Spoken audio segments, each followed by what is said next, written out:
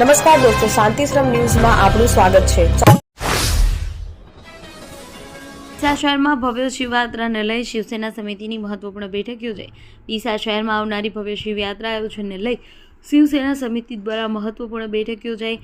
વાડી રોડ ખાતે આવેલા મુક્તિધામ ખાતે યોજાયેલ બેઠકમાં શિવસેના સમિતિના આગેવાનો સાથે વિવિધ હિન્દુ સંગઠનોના પ્રતિનિધિઓ મોટી સંખ્યામાં ઉપસ્થિત રહ્યા હતા। બેઠક દરમિયાન શિવયાત્રાની રૂટ વ્યવસ્થા, શોભાયાત્રાની તૈયારીઓ, સુરક્ષા, ટ્રાફિક વ્યવસ્થા તેમજ શિસ્તબદ્ધ આયોજન અંગે વિસ્તૃત ચર્ચા કરવામાં આવી હતી।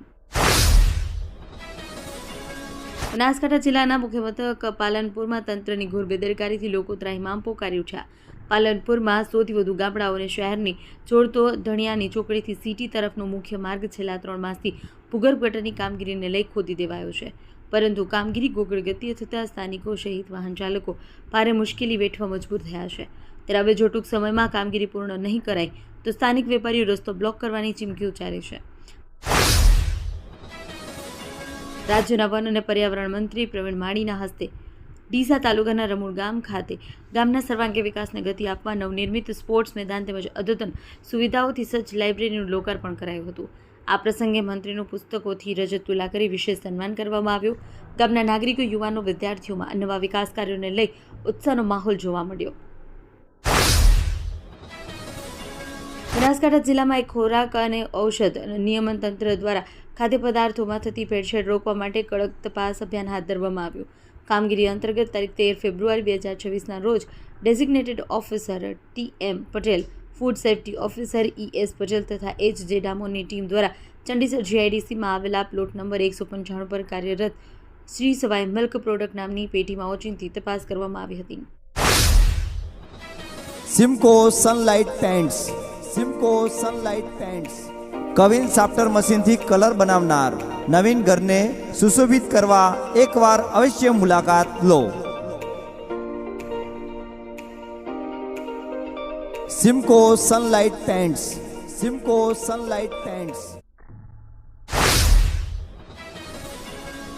ભારતીય સંસ્કૃતિમાં તહેવારોનું ઘણું મહત્વ જોવા મળે છે। મહાવત 13ને તારીખ 15/2/2026 રવિવારના દિવસે મહાશિવરાત્રિનું પર્વ હોય। આ દિવસે ભાવિકો શંકર ભગવાનના મંદિરે જઈ પૂજા અર્ચના, દૂધ, બીલીપત્ર ચડાવી અભિષેક કરી ઉપવાસ કરતા હોય। ઉપવાસમાં શક્કરિયાનો વપરાશ વધુ થતો હોય, જેને લઈને ડીસાના બજારમાં શક્કરિયાની લારી નજરે પડતી હોય।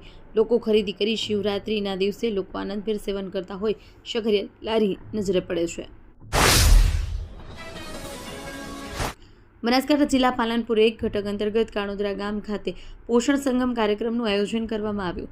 મહિલા અને બાળ વિકાસ વિભાગના સચિવ તથા જિલ્લા પ્રોગ્રામ અધિકારીના માર્ગદર્શન હેઠળ યોજાયેલા કાર્યક્રમમાં કુલ 13 આંગણવાડી કેન્દ્રોમાં બાળકોના સ્વાસ્થ્યની તપાસ કરાઈ હતી। સનશાઇન હોસ્પિટલના બાળરોગ નિષ્ણાત ડોક્ટર અંજુમ A. હસન દ્વારા બાળકોનું મેડિકલ ચેકઅપ કરવામાં આવ્યું। બનાસકાંઠા જિલ્લા ડીસા તાલુકા પીલડી ખાતે નેશનલ હાઈવે બ્રિજ પર આજે એક અકસ્માત સર્જાયો હતો।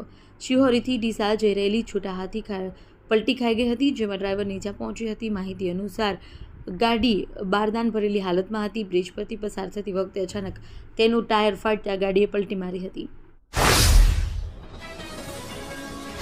તરણેતર તાલુકાના ગ્રામ્ય વિસ્તારમાં મહાશિવરાત્રિ પર્વની ઉજવણી નિમિત્તે નંદી મહારાજ અને ગૌ માતાની સેવા કરવામાં આવી રહી છે। યુવાનો અને વડીલો દ્વારા ગાયોને ઘાસચારો ગોળ ખવડાવવામાં આવી રહ્યો છે, જે એક સેવાભાવી કાર્યક્રમ તરીકે યોજાઈ રહ્યું છે। સેવા કાર્યમાં ધણીધર ચેરિટેબલ ટ્રસ્ટ પણ સક્રિયપણે જોડાયેલું છે। ટ્રસ્ટ દરેક પર્વ તહેવારો પર યુવા વર્ગને આગળ રાખીને વિવિધ સેવાકીય પ્રવૃત્તિઓ કરે છે।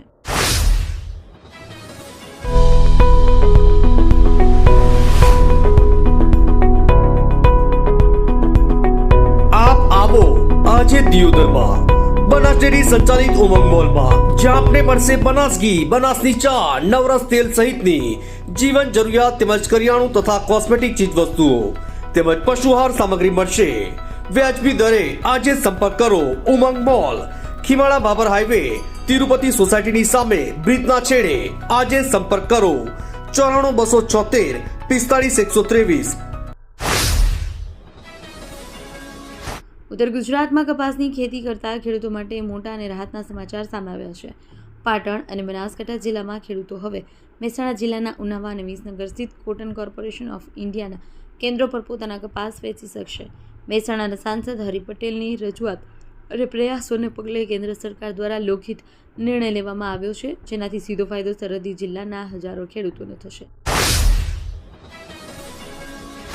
ગુજરાત સરકારની ગંગા સ્વરૂપા આર્થિક સહાય યોજનાના લાભાર્થીઓ હવે ઇન્ડિયા પોસ્ટ પેમેન્ટ્સ બેંક ખાતા દ્વારા સહાય મળશે. માટે ઉત્તર ગુજરાતમાં 14 થી 20 ફેબ્રુઆરી દરમિયાન એક વિશેષ અભિયાન ચલાવવામાં આવશે, જેમાં આઈપીપીબી ખાતાઓ ખોલાવવામાં આવશે. આ આઈપીપીબી ખાતાઓ શૂન્ય બેલેન્સથી ખાલી શકાશે અને લાભાર્થીઓને ઘર બેઠા પૈસા ઉપાડવાની સુવિધા ઉપલબ્ધ થશે. થરાદની સર્વોદય સોસાયટી મેઇન રોડ પર એક રહેણાંક મકાન પાસે જીવંત વીજ તાર પડતા આગ લાગી હતી. ઘટનાની જાણ થરાદ નગરપાલિકા ફાયર બ્રિગેડને થતાં તેઓ તાત્કાલિક ઘટના સ્થળે દોડી આવ્યા હતા અને આગ પર કાબૂ મેળવ્યો. આગ ભરતભાઈ મોતીલાલ જોશીના રહેણાંક મકાનની બાજુમાં આવેલા છાપરામાં લાગી. છાપરા નીચે પાર્ક કરેલી અશોક લેલન અને અન્ય ગાડીને પણ આગની ઝપેટમાં આવી ગઈ હતી. આરએસએસ આયોજિત ઠેર ઠેર મંડળ વાઇઝ હિન્દુ સંમેલન યોજાઈ રહેલ છે, જેમાં તારીખ 15ની મહાશિવરાત્રિના રોજ દિયોદર આદર્શ હાઈસ્કૂલ ખાતે વિરાટ હિન્દુ સંમેલન યોજાશે. જેમાં સમાજ ખાતે વિરાટ હિન્દુ સંમેલનમાં સમરસતા સહિતના પ્રશ્નો ચર્ચા વિચારણા કરવામાં આવનાર હોય, જે અંતર્ગત આજરોજ દિયોદર તેમજ આજુબાજુના હિન્દુ સમાજના ભાઈઓ બહેનોને આમંત્રણ આપવા માટેની શોભાયાત્રા યોજાઈ હતી. બહોળી સંખ્યામાં હિન્દુ સમાજના ભાઈઓ બહેનો પધારવા અનુરોધ કરેલ છે. શોભાયાત્રામાં મોટી સંખ્યામાં હિન્દુ સમાજના ભાઈઓ બહેનો જોડાયા હતા.